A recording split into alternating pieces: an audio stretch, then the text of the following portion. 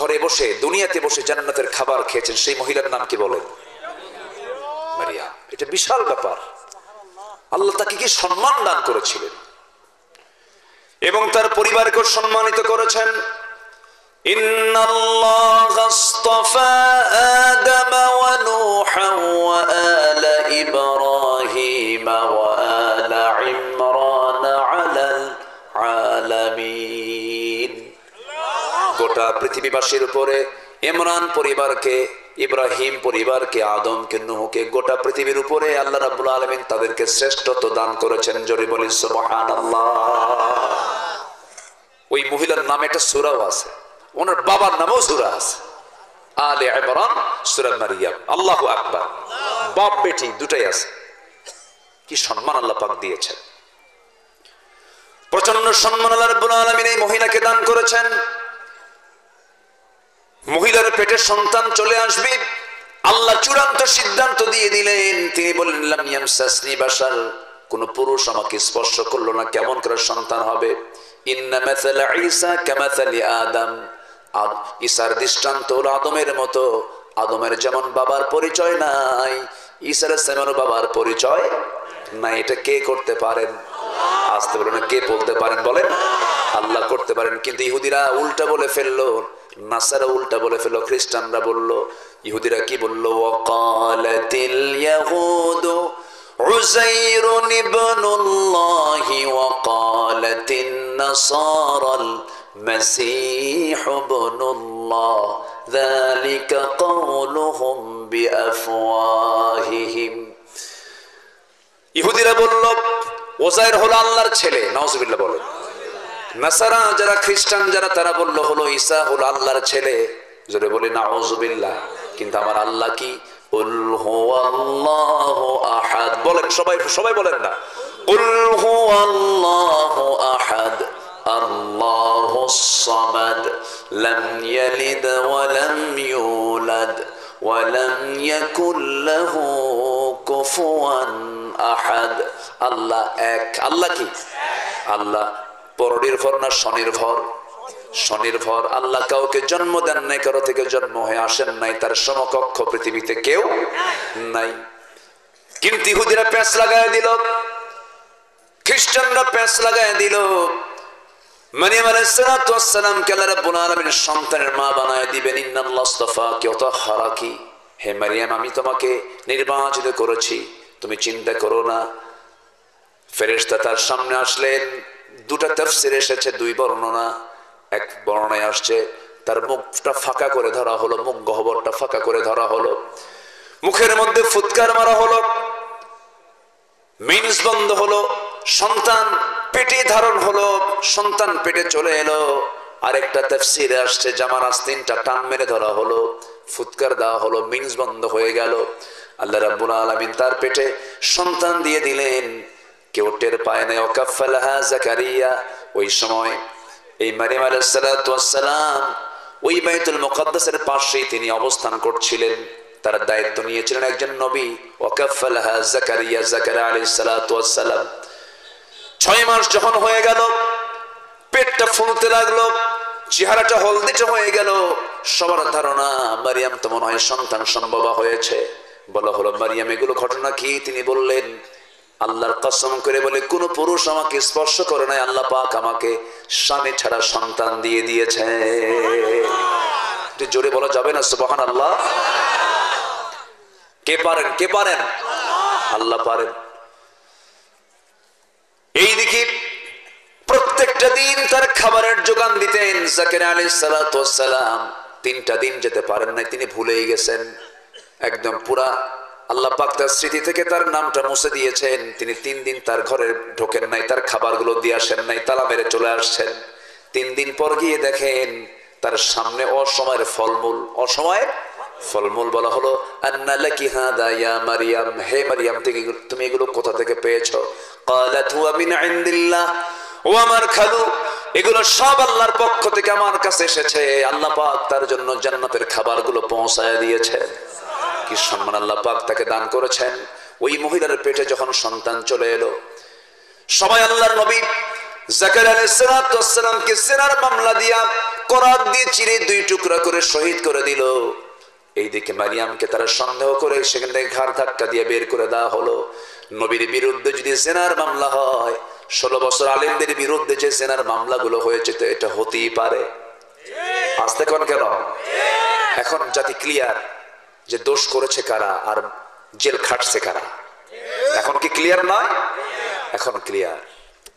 বহু কিছু করেছে ওরা, বহু নাটক তৈরি করেছে, মাহফিল করতে দেয়নি, মঞ্চে আসলেই নেতা দিয়ে ভরে যেত।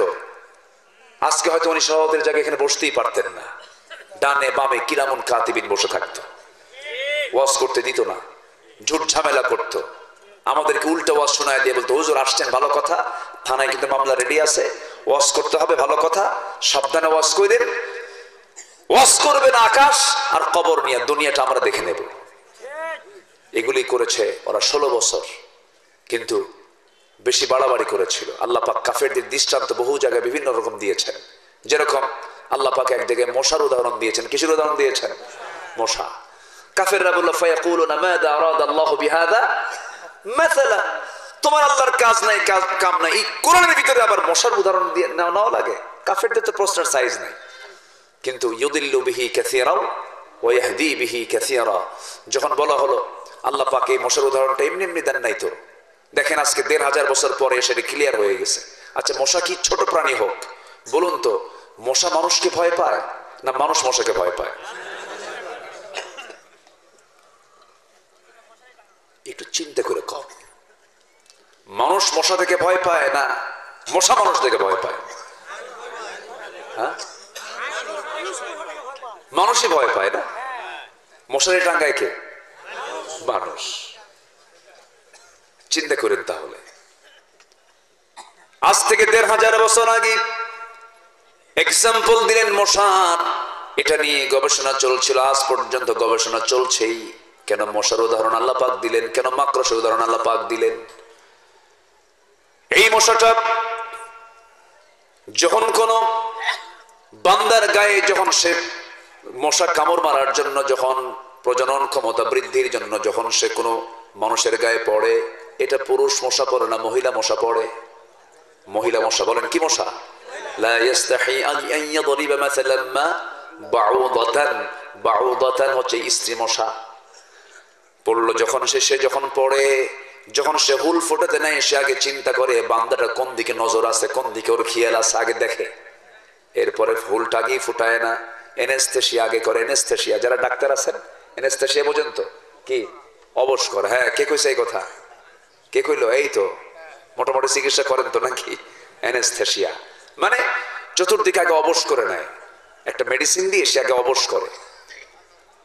অবশ করে নেওয়ার পরে ওই মশা করে কি, আস্তে আস্তে আস্তে আস্তে অত্যন্ত সুকৌশলে সে তার হুল ফোটায় দেয়, ভিতরে ঢোকায় দিয়ে পরিমাণ মতো সে মশা কামড় দিয়ে নিয়ে নেয়। হুল ফোটায় সুন্দর করে তুলে নিল, পরিমাণ মতো যদি নেয়, ওকে কেউ ধরতে পারে না, আস্তে করে সে উড়াল দিয়ে চলে যায়। কিন্তু কিছু কিছু মশা আছে বেহুশ মার্কা মশা, খাইতে নিয়ে হুঁশ থাকে না, খাইতে নিয়ে হুঁশ থাকে না। এমন খাওয়া খায়, ওর ওজন যত বড়, খাবার তার চেয়ে বেশি ওজন হয়ে গেছে, 2 পাখার উঠতে পারে না, শেষ পর্যন্ত মারাও লাগে না, আস্তে করে উল্টা মাটিতে পড়ে। আছে না নাই বলেন তো? পড়ে যায়, মরে যায়। এই 16 বছর যারা ক্ষমতায় ছিল, তারা কি পরিমাণ মতো খাইছে না বেহুশের মতো খাইছে? বলেন বলেন বলেন। তাহলে কি উদাহরণ ঠিক আছে? ঠিক আছে উদাহরণ? বেহুশ মশা। কি মশা? বেহুশ মশার মতো খাইছে, আর উঠতে পারে নাই, যেতেও পারে নাই। মুখের দাড়ি কেটে ফেললো বাঁচার জন্য, তাও কাম হলো না।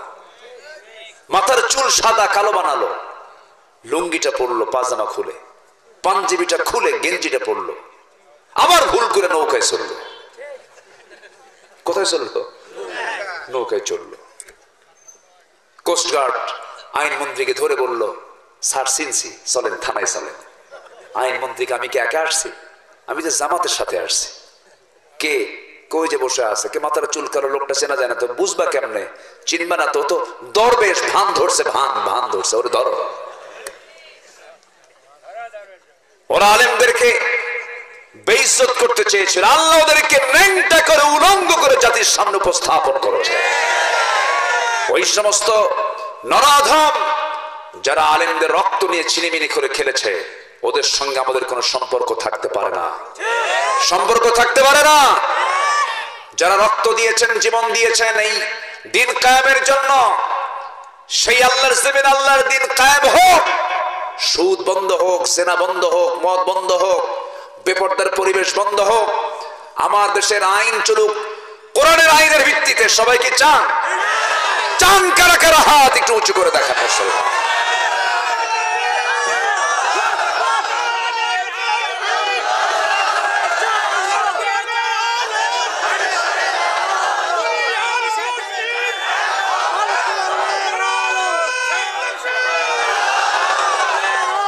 আল্লাহ কবুল করুন, জোরে বলে আমিন।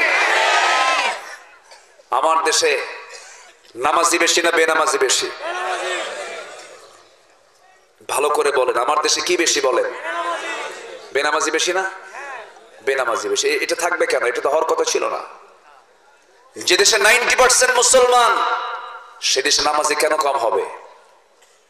কিন্তু নামাজের কোনো কাজ করা হয়নি। এখানে যারা বসে আছেন, যদি বলি সহি করে কোরআন পড়তে পারেন, অধিকাংশের হাত কি উঠবে? কেন উঠবে না? সমস্যা ছিল শিক্ষার ত্রুটি। মিনিস্ট্রি অফ এডুকেশন ব্যর্থ, মিনিস্ট্রি অফ রিলিজিয়ান ধর্ম মন্ত্রণালয় ব্যর্থ। স্বাধীনতার 53 বছরে আজ আমার দেশে নামাজের সংখ্যা মাত্র 5%। কোরআন পড়তে পারে না 1% মানুষ। কোরআন পড়তে পারে না। যে কোরআন না পড়তে পারলে নামাজই হয় না। কি দায়িত্ব তারা পালন করেছে? জাহান্নাম থেকে বাঁচানোর জন্য যে সরকার চিন্তা করে না, যে নেতা চিন্তা করে না, মুসলমান হওয়ার পরেও যে সরকার, যে দল মুসলমানকে জাহান্নাম থেকে বাঁচানোর জন্য চিন্তা করে না, সেই দল আমার কোনোদিন দল হতে পারে না। যে দল আমাকে জান্নাতে নেওয়ার জন্য চেষ্টা চালায়, যে সরকার আমাকে জাহান্নাম থেকে বাঁচানোর জন্য জান্নাতে নেওয়ার জন্য চেষ্টা চালায়, সেই সরকার আমরা দেখতে চাই, সেই দল আমরা দেখতে চাই, ঠিক কিনা? অতএব আগামীর সরকার আমরা দেখতে চাই অন্য কোন সরকার নয়, জাহান্নাম থেকে বাঁচানোর জন্য নামাজের সরকার, নামাজের সরকার, কোরআনের সরকার। রাজি আছেন কারা কারা? হাত উঁচু করে দেখা। স্লোগান তো কেউ দেন না।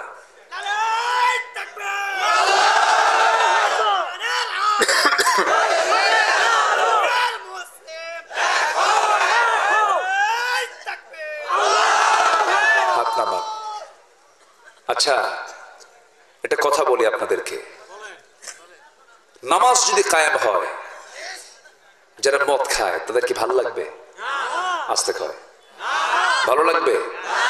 যারা জেনার কাজে ব্যস্ত থাকে তাদের কি ভালো লাগবে?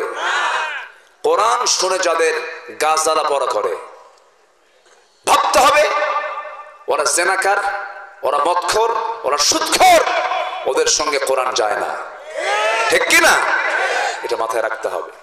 সম্মানিত ভাইরা, আমরা যখন এই জাতীয় কথা বলেছি, এখন ইদানিং এই গালিগুলো কম। যারা গালি দেয় তারা তো নাই, তারা এখন ভিতরে আছে। এর মধ্যে একটা সবচেয়ে বড় বদমাইশ হাসানুল হক ইনু, চিনেন না? ওর মুখে জীবনে যত কথা বলেছে, সকল কথার মধ্যে একটা কথা সবচেয়ে বেশি তার মুখ থেকে বের হতো, জঙ্গিবাদ, জঙ্গি, সন্ত্রাসী, আগুন সন্ত্রাসী, জঙ্গি, এরকম করে আলেমদেরকে কটাক্ষ করে কথা বলতো। এবং সেই কথা সে স্বার্থসিদ্ধ তথ্যের দায়িত্ব পালন করত। র্যাবকে পাঠায় দিত অমুক আস্তানায় জঙ্গি খুঁজো, জঙ্গির নাটক তৈরি করতো। মাঝে মাঝে এই নাটকগুলো আমরা শুনতাম, ক্রস ফায়ারে মানুষকে মেরে ফেলতো। এই 6 মাস যাবত কি জঙ্গি নাটকের কোন নাটক আমরা দেখতেছি? আছে কোথাও নাটক আছে এরকম? নাই। জঙ্গি নাটক থাকবে কেমনে? জঙ্গি নাটকের যিনি নাট্যকার, যিনি সেই নাট্যকার তো এখন দেশেই নাই, উনি দিল্লি গিয়ে বসে আছেন, ঠিক কিনা? অনেক কিছু আমরা সহ্য করেছি, সব দেখা শেষ। আগামীর দেশ হচ্ছে কোরআনের দেশ। রাজি আছেন না ইনশাআল্লাহ? কোরআন দিয়ে দেশ চলুক, সবাই চান না আপনারা? কোরআন দিয়ে দেশ চলুক, সবাই কি চান? আমরা একটাবার দেখবো দেখবেন এর মধ্যে যে শান্তি তৃপ্তি আর অন্য কোথাও পাবেন না। আল্লাহ কবুল করুন, জোরে বলি আমিন। মশা, মশার কথা বলতেছিলাম না? আসেন আবার লাইনে আসবো।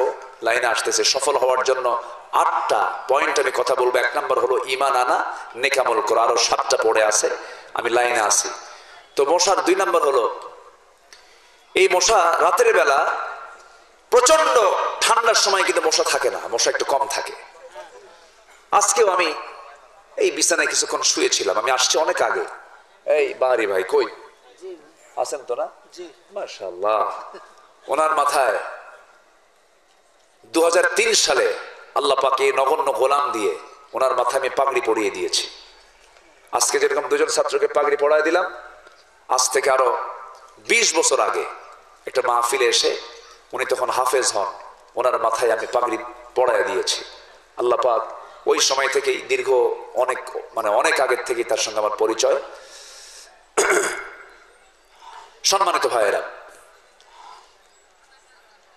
এই মশা, এই কিছুক্ষণ আগে শুয়েছিলাম, দেখলাম যে মশা কোথাও নাই। কার বাসায় যেন ছিলাম, দেখলাম মশা কোথাও নাই। শুয়ে পড়ার 10 মিনিট হতে না হতেই কানের কাছে এসে সারে গামা পাদানিসা শুরু হয়ে গেছে। মনে হয় ট্রেন যাচ্ছে। কি যাচ্ছে? ট্রেনের আওয়াজেও ঘুম হয়, মশার আওয়াজে ঘুম হয় না। ঘুম হয়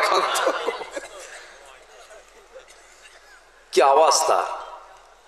আচ্ছা, ওকে আমি দেখলাম না, দেখলাম যে গোটা ঘরে মশা কোথাও নাই। লাইট দিয়ে দেখলাম না, কিন্তু ও আমার অন্ধকারে লাইট বন্ধ করার সঙ্গে সঙ্গে ও আমাকে খুঁজে পেল কেমনে? বলেন। সায়েন্স বলতেছে, জিওলজি বলতেছে 75 ফিট দূর থেকে টের পায় এখানে কোন বান্দা শুয়ে আছে। কেউ তো সুবহানাল্লাহ বললেন না। ছোট্ট মাসি মশার ভিতরে এই পাওয়ার দিয়েছেন তিনি আমার কে? ওই যে কানের কাছে এসে ভন ভন করে, যে আওয়াজটা আমাদের কানে আসে, এটা কিন্তু কোনো ভোকাল কর্ডের আওয়াজ নয়, কণ্ঠের কোনো আওয়াজ নয়। এই আওয়াজটা হলো ওই মশার পাখার আওয়াজ। সে তার পাখাটা নড়ায় প্রতি সেকেন্ডে। বিজ্ঞান বলতেছে একবার নয়, দুবার নয়, প্রতি সেকেন্ডে একটা মশা তার পাখা নড়াই হলো 500 থেকে 600 বার। জোরে বলো সুবহানাল্লাহ। 500 থেকে 600 বার।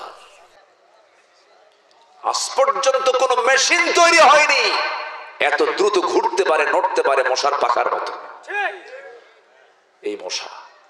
তাহলে বলেন তো, মশা কি ছোট কিছু?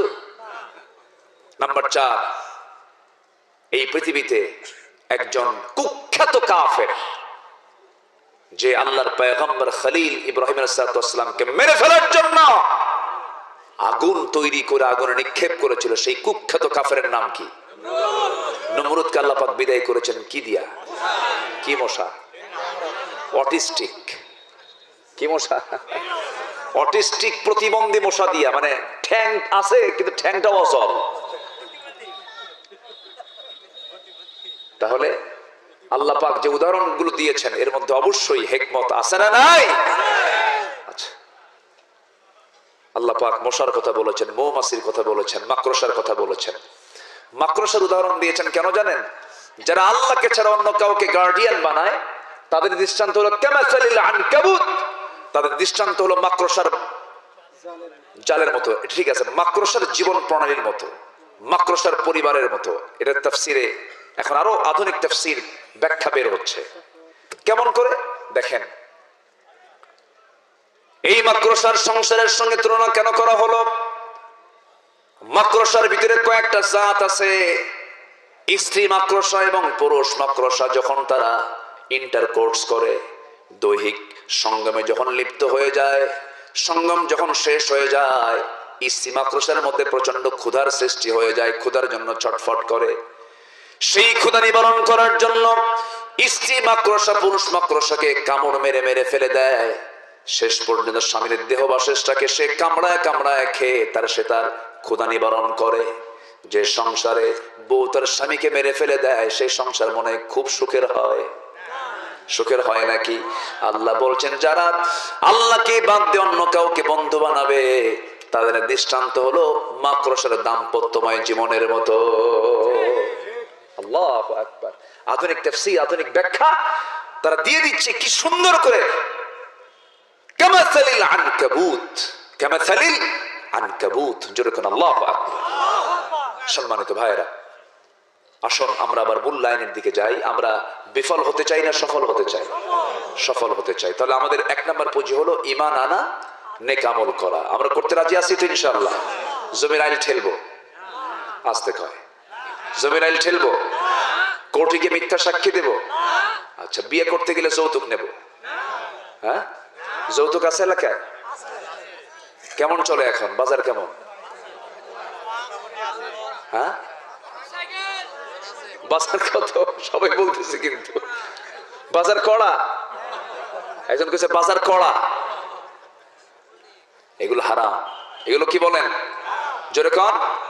আবার মেয়েদের দোষ আছে। ওরা যখন মেয়েকে বিয়ে দেবে, মেয়ের বাবারা চিন্তা করে যদি তালাক দেয় 20 লাখ টাকা দেন মোহরবান। এরকম আছে না নাই বলেন তো? এটাও জুলুম। এটাও কি জুলুম? এটাও করা যাবে না। এগুলো হারাম কাজ। এই সমস্ত কাজে আমরা নিজেকে জড়াবো না। ঈমান আনবো, নেক আমল করব, নাম্বার 1। নাম্বার 2 হলো পরিশুদ্ধিতা আনবো। তাজকিয়াতুন নাফস, তাজকিয়াতুন নাফস আনতে হবে, নফসের পরিশুদ্ধতা আনতে হবে। আল্লাহ রাব্বুল আলামিন সুন্দর করে বলছেন, قد أفلح من تزكى وذكر اسم ربه فصلى بل تؤثرون الحياة الدنيا والآخرة خير وأبقى إن هذا لفي الصحف الأولى صحف إبراهيم وموسى। জোরে বলুন আল্লাহু আকবার। কোন বান্দা সফল হলো? আমি কিন্তু আগেই বলেছি, আমার আয়াতের ভিতরে আপনি আমার তেলাওয়াতকৃত আয়াতের মধ্যে আপনি আফলাহ শব্দ খুঁজে পাবেন, ফাইজুন পাবেন, মুফলিহুন পাবেন, তুফলিহুন পাবেন।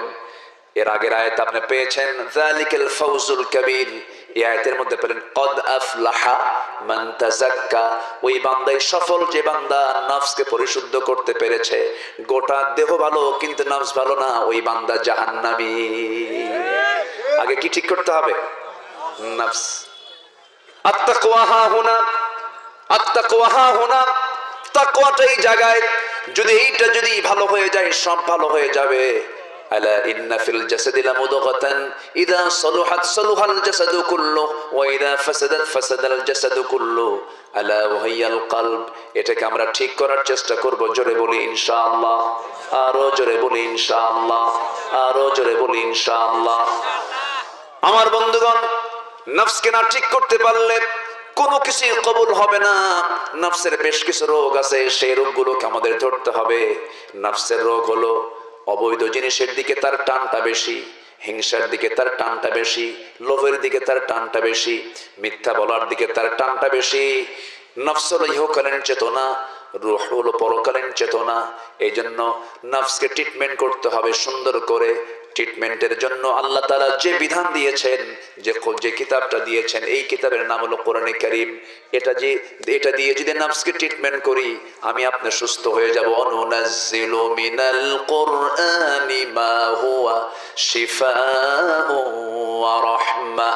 জোরে বলুন আল্লাহু আকবার। কোরআন নাযিল করেছি তোমার শিফা করে, তোমার জন্য রহমত করে আমি আল্লাহ কোরআন নাযিল করে দিয়েছি। কোরআনটা বেশি করে পড়ো। নফস তোমাকে ধোঁকা দিতে পারবে না। কোরআন তোমার ওই নফসকে ঠিক করে দেবে। আমার বন্ধুগণ, এই নফসটা মারাত্মক বেকায়দার জিনিস, সেটাকে কন্ট্রোল করার জন্য চেষ্টা করতে হবে। নফস অনেক কিছু চাবি, কিন্তু ওই দিকে পাত্তাই দেওয়া যাবে না। বারবার চেষ্টা করে ফিরায় আনতে হবে।